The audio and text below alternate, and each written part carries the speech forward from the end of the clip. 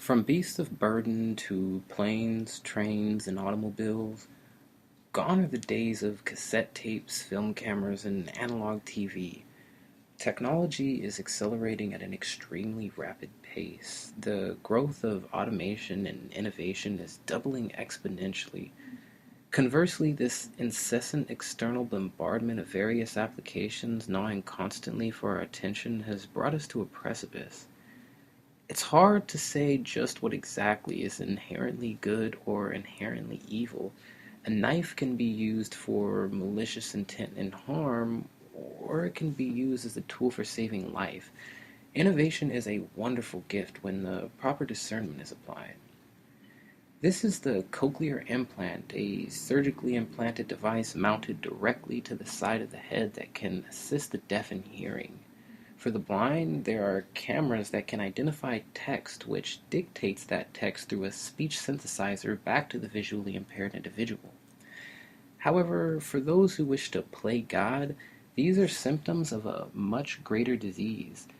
Inferior in intellect, prone to illness, and susceptible to death, they believe the human condition is the problem. This is likely why we see the pontification of mechanized hybridization, because human just isn't enough. There is a special sect of physicists, geneticists, biologists, and other scientists known as transhumanists that are enthusiastically researching avenues of science that has already led in many ways to compatibility between the biological and technological. The transhumanist idea of immortality, of godhood, is taking body and spirit and incorporating a tertiary adjunct, an X factor. Now, this is a show heavily steeped in truth disguised as fictitious entertainment.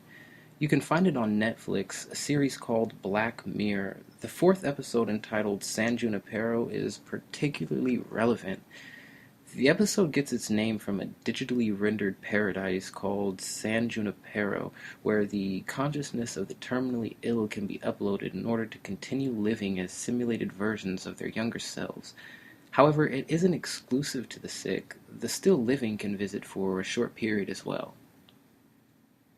You're looking at Josh Bosanegra, CEO and founder of a company called Humai.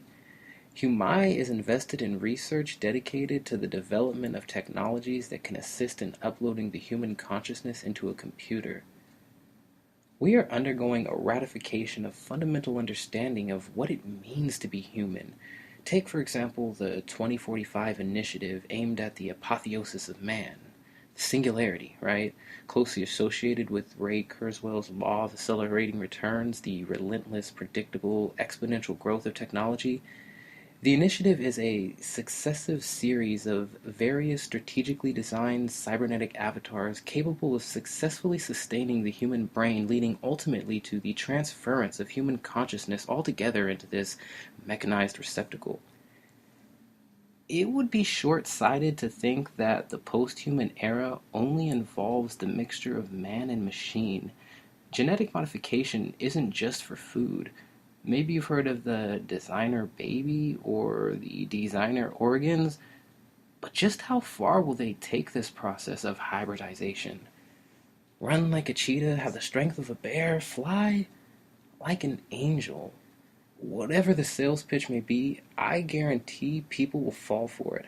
I'm not proposing we reject technological advances. I'm suggesting that we do something the proponents of transhumanism are failing to do, and that is to further scrutinize those controlling and funding where all this is going. I think it's reasonable to assume this modification of the human species will only serve to enhance the perpetuators of corruption. Let this video presentation serve as a very tiny look into a very huge subject. Like, share, subscribe, and expect a lot more on this subject.